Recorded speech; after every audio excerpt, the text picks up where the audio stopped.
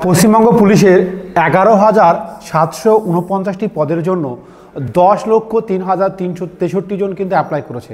এছাড়াও কলকাতা পুলিশের form fill up রয়েছে, সেখানেও কিছু সংখ্যক প্রার্থী অ্যাপ্লাই করেছে।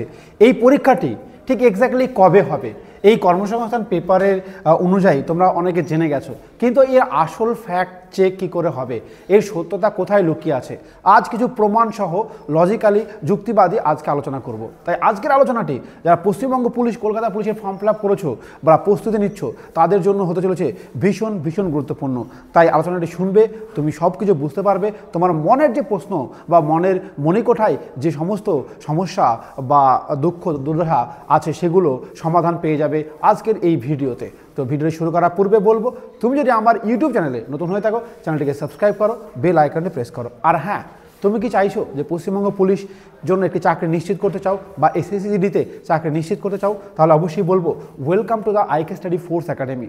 পশ্চিমবঙ্গের একমাত্র ডিজিটাল ক্লাসরুম সহ অত্যাধুনিক প্ল্যাটফর্ম তৈরি একটি আমাদের এনজিও এবং গভর্নমেন্ট সরকার দ্বারা অনুমোদিত একটি ISO certified register coaching centre. Yes, এই একাডেমিতে 365 দিনে খোলা থাকে। 2 নম্বর, এই একাডেমিতে সিঙ্গেল রুম ডাবল রুমের ব্যবস্থা রয়েছে, অর্থাৎ তুমি একটি রুমে একজন থাকার সুব্যবস্থাপনা রয়েছে। 100 মিটারের মধ্যে রয়েছে ফিল্ড এবং তুমি যেমন চাইবে সেই উপায়ে ভর্তি হতে পারবে। অর্থাৎ ভর্তির অনেকগুলো অপশন, তোমার মনের মতো অপশন রয়েছে। তাদের মধ্যে একটি অপশন তোমাকে যদি আমি বলি, মাত্র 17,500 টাকা ভর্তির সময় লাগবে। এরপরে থাকা খাওয়া পড়াশোনা পুরোপুরি ফ্রি, শুধুমাত্র থাকার জন্য 500 টাকা পার মান্থ চার্জ লাগবে। দিলেই কিন্তু থাকা খাওয়া পড়াশোনা পুরোপুরি ফ্রি। এই সুযোগ আর থাকবে না। তুমি চাইছো যে স্যার আমি মাসে মাসে কোনো টাকা দেবো না, যা দেবো একবার দেবো, তাহলে শুধুমাত্র 25,000 টাকা লাগবে। ওয়ান টাইম রেজিস্ট্রেশন 25,000 টাকা দিলে তোমার লাইফ টাইম থাকা খাওয়া পড়াশোনা পুরোপুরি ফ্রি। এই সুযোগ আর বেশি দিন থাকবে না। তাই যারা কোচিংয়ে আসতে চাইছো বা একাডেমিতে আসতে চাইছো, একদম স্ট্যান্ডার্ড একাডেমিতে, তাহলে অবশ্যই বলবো চলে এসো আইকে স্টাডি ফোর্স একাডেমিতে। এখন যে পেপার কাটিংয়ে বলা হয়েছে কর্মসংস্থানের, সেটি একবার দেখে নিলে কি বলছে তারা। তাদের কথা অনুযায়ী পুলিশের কনস্টেবলের 10 লাখ প্রার্থীর পরীক্ষা হবে সেপ্টেম্বরের। অর্থাৎ এদের অনুযায়ী আমাদের সামনে দুটো পরীক্ষা, 1 কেপি 2 ডাব্লিউপি। প্রথমত বলি, কেপি আগে হবে, ডাব্লিউপি পরে হবে। এটা প্রথমত ক্লিয়ার করে নাও। মোট পরীক্ষার্থী মোট শূন্যপদ 11,749টি, এটা বলেছে। এই পেপারের এই ঘটনাটি কতটা সত্য, এর আগে তিনবার এই ধরনের খবর এই কর্মসংস্থান পেপার কিন্তু দিয়েছে, তো সেগুলো আমরা দেখেছি। তো চলো তার কিছু প্রমাণ আমরা দেখব। এখানে যে কথা বলা হয়েছে এটি একদম আরটিআই, তোমরা জানো আরটিআই করা হয়েছিল, সেই আরটিআইয়ের রিপ্লে দিয়েছে। তো এটা 100% এই কর্মসংস্থান পেপার এই ফ্যাক্টটি 100% ট্রু। অর্থাৎ মোট পরীক্ষার্থী 10,03,363 জন এবং ছেলের সংখ্যা 8 লাখ, মেয়ের সংখ্যা প্রায় 2 লাখ। চলো আরও কিছু কাটিং বা নির্দেশ তোমাদেরকে দেখাই। কী সেই নির্দেশ? প্রথমত মুর্শিদাবাদের একটা ঘটনায় আমাদের যে হাইকোর্ট কি বলেছে, যে দেখো রাজ্যকে পর্যাপ্ত পুলিশ কর্মী নিয়োগের পরামর্শ দিয়েছে। এর আগেও কিন্তু একটা অর্ডার ছিল যে প্রত্যেকটা জেলায় সঠিক পুলিশ কর্মী নাই, অর্থাৎ থানায় থানায় পুলিশ কর্মী কিন্তু কম রয়েছে। আমরা একটু বেশি করে যাবো, যেটুকু দরকার সেটা আমরা যাব।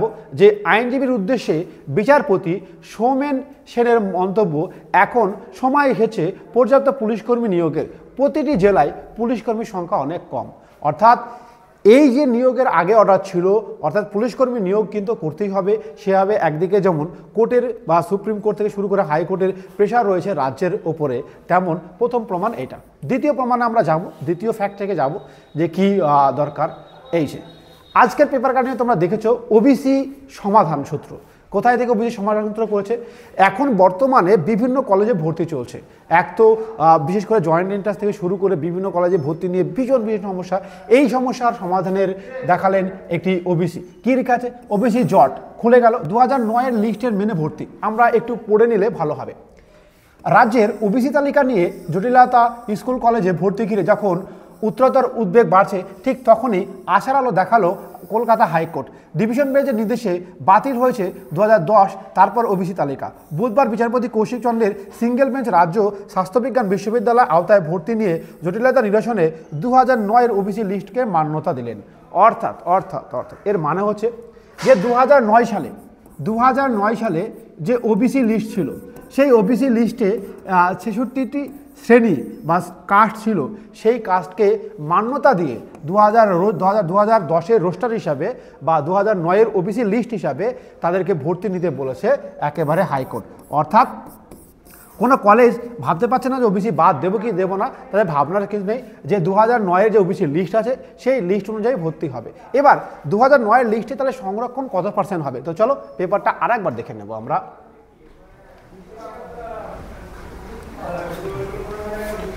হ্যাঁ,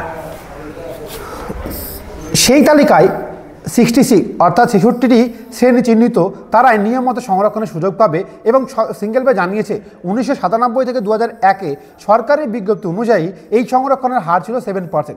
2010-এর তালিকার অবশ্য ওবিসি এ ওবিসি বিভাজন ছিল না। সেক্ষেত্রে সিঙ্গেল বেঞ্চের নির্দেশ অনুযায়ী 2009-এর তালিকায় ওবিসি ভাগ না থাকলেও কাস্টের উল্লেখ ছিল। সেই মতোই 2010-এর পরে ইস্যু করা ওবিসি সার্টিফিকেট কাস্টের উল্লেখ দেখে অনুমোদিত অনুমোদিত পৃথক করা সম্ভব। প্রসঙ্গত এবিসি ক্যাটাগরি যথাক্রমে 7% এবং 10% সংরক্ষণ ছিল। হাইকোর্টে বুধবার রায় দিয়েছে সেই সংরক্ষণ দাঁড়াবে 7%। আমি আরেকটু ক্লিয়ার করে এদের লেখাটা যদি একটু ভালো করে তোমাকে বোঝাই। 2009 সালে ওবিসি ছিল শুধুমাত্র ওবিসি এ এবং ওবিসি বি, কিন্তু তেমন কিছু ছিল না। এবং সেখানে 66 অর্থাৎ 66টি শ্রেণী ছিল, তারা সংরক্ষণ পেত কত? 7%। তার একটা লিস্ট ছিল, সেই লিস্টটাকে বলছে, আমরা লিস্টটা হচ্ছে যে ওবিসি লিস্ট 2009। এই লিস্টের নিয়ম অনুসারেই সবাইকে অ্যাডমিশন অর্থাৎ ভর্তি নেওয়ার সুযোগ দেওয়া হয়েছে। আর এখানেই কিন্তু আমাদের প্রমাণ যে হ্যাঁ, ওবিসি সমাধান সূত্র কীভাবে বের করছে। এবার আসি 2010 সালে। 2010 সালের পর, 2010 সালের পর নট 2010 সালের পর, 2010 সালের পর তারা কিন্তু যে এ এর জন্য 10% সংরক্ষণ ছিল, বি এর জন্য 7% সংরক্ষণ ছিল, সেইটা 17% সংরক্ষণ। এখন এইরকম কিছু থাকবে না, শুধুমাত্র 7% সংরক্ষণের ওপরে কিন্তু একটা সমাধান সূত্র দেখিয়েছে কলকাতা হাইকোর্ট। তো চলো আমরা আরেকটু যদি কিছু বোঝার চেষ্টা করি এই বিষয়ে, আমি আরেকটা প্রমাণ তোমাকে দেখাবো, তারপরে আমি আমার কনক্লুশন বা কি হতে পারে WBKP এক্সাম নিয়ে সেটা কিন্তু বলবো। এই তারপরে এইসব নির্দেশ দেখতে পাচ্ছ, এগুলো তোমরা পড়তে পারো, যে আমরা দেখতে পারি যে কিছুটা দরকার, এগুলো সব পড়া দরকার নেই আমাদের। যে তারা এজলাসে এসে জানান যে 2010-এর পর থেকে সব ওবিসি সার্টিফিকেট বাতিল হওয়ায় কাউন্সেলিং করা যায়নি। বিচারপতি বলেন 2010-এর আগের ওবিসি তালিকা নিয়ে কোনো সমস্যা নেই, সেই তালিকা অনুযায়ী ওবিসি বাছাই করতে হবে। রাজ্যের জয়েন্ট এন্ট্রান্স বোর্ডকে বিচার পরিচালনার নির্দেশ 2009-এর তালিকা ও সংরক্ষণ ওবিসি 40 দিনের মধ্যে নতুন তালিকা প্রকাশ করতে হবে। ওবিসি এ বি ক্যাটাগরি হিসেবে আবেদনকারীর কাছে তাদের কাস্ট সম্পর্কে জানতে চাইতে হবে। বোর্ডকে তার মাধ্যমেই 2009-এর তালিকা ওবিসি চিহ্নিত করে বোর্ড করতে হবে। অর্থাৎ আপনার ধরুন আপনি ওবিসি এ, তাহলে আপনার সমাধান কী করে হবে? আপনি ওবিসি এ আপনার দেখুন সাবকাস্ট লেখা আছে। মনে করুন আপনার সাবকাস্ট হচ্ছে যে শেরশাহ বাদিয়া। এটি হলো 2009-এর রোস্টারে বা ওবিসি লিস্টে আছে, সুতরাং আপনার এটি ওবিসি হিসাবে গণ্য করা হবে। মনে করুন 2010-এর পরে আপনার সাবকাস্টটি যুক্ত হয়েছে, তাহলে ওবিসি হিসাবে গণ্য করা হবে না, পরিষ্কার কথা। চলুন এবার আসি WBKP এক্সামের বিষয়। আপনাকে বলবো একটু ধৈর্য রাখতে হবে। চলুন ফ্যাক্ট চেক, নেক্সট প্রশ্নে আমরা যাব। আমরা যে কথাগুলো আপনাকে বলতে চাইছিলাম সেগুলো একবার দেখে নেব। তার আগে বলবো, আপনারা বা তোমরা যারা চাইছো WBI পরীক্ষা চাকরি পেতে বা চাকরি পেতে একেবারে নিশ্চিত করতে চাও, তাহলে বলবো আমাদের WBP special batch, WBP special ব্যাচে ভর্তি হয়ে যাও, যেখানে অ্যাডভান্স লেভেলের ইংলিশ সহ বিভিন্ন অত্যাধুনিক ম্যাথ বা অ্যাডভান্স ম্যাথের ক্লাস কিন্তু করানো হচ্ছে আমাদের এখানে, এবং খুবই অল্প খরচে। তাই WBP পরীক্ষায় নিশ্চিত করতে, কারণ 3 মাসের মাঝে যদি পরীক্ষা হয় বা হবে, তাহলে সেইখানে কিন্তু জানা ভীষণ জরুরি। তাই এখনই আমাদের সঙ্গে যোগাযোগ করো। তো চলো নাও এবার ফাইনাল কনক্লুশন। তাহলে কি পরীক্ষা স্যার হবে? এক কথায় যদি বলতে বলো, পরীক্ষা হওয়ার সম্ভাবনা প্রবল রয়েছে। কারণ কি? এক, হাইকোর্ট বলছে পুলিশ নিয়োগ করো, হাইকোর্ট বলছে পুলিশ নিয়োগ করো। 2, হাইকোর্ট বলছে যে 2009 সালের ওবিসি মান্যতা দেওয়া যাবে লিস্টকে। হাইকোর্ট বলছে যে যেহেতু এখন হাইকোর্ট এবং সুপ্রিম কোর্ট দুজনে একসঙ্গে বলছে কি, যে ওবিসি এখন পেন্ডিং কেস রয়েছে, তোমরা জানো যে খুব তাড়াতাড়ি এর শুনানি রয়েছে। তাহলে এই পরিস্থিতিতে দাঁড়িয়ে পশ্চিমবঙ্গ পিআরবি বোর্ড কি পরীক্ষা নেওয়া সম্ভব? ইয়েস সম্ভব। পিআরবি যদি মনে করে পরীক্ষা নেওয়া সম্ভব, অ্যাকচুয়ালি সব কিছু দেখতে গেলে পরীক্ষাতে কোনো বাধা নেই, বাধা আছে রেজাল্ট ঘোষণাতে, বাধা আছে রেজাল্ট ঘোষণাতে। কিন্তু পিআরবির কী ইচ্ছা আমি বলতে পারছি না। তো পরীক্ষা কীভাবে নেওয়া যায় বা হ্যান্ডেল কীভাবে করবে তার আমি কয়েকগুলো পয়েন্ট তোমাদের সামনে ধরে রেখেছি। নাম্বার 1, 2009-এর নিয়ম অনুসারে 66টি ওবিসিকে স্বীকৃতি দিয়ে পরীক্ষা নেওয়ার রেজাল্ট দিতে পারে, অর্থাৎ পরীক্ষা নিল এবং 2009-এর নিয়ম অনুসারে যারা যারা ওবিসি ছিল তারা ওবিসির সুযোগ পাবে, বাকিরা পাবে না।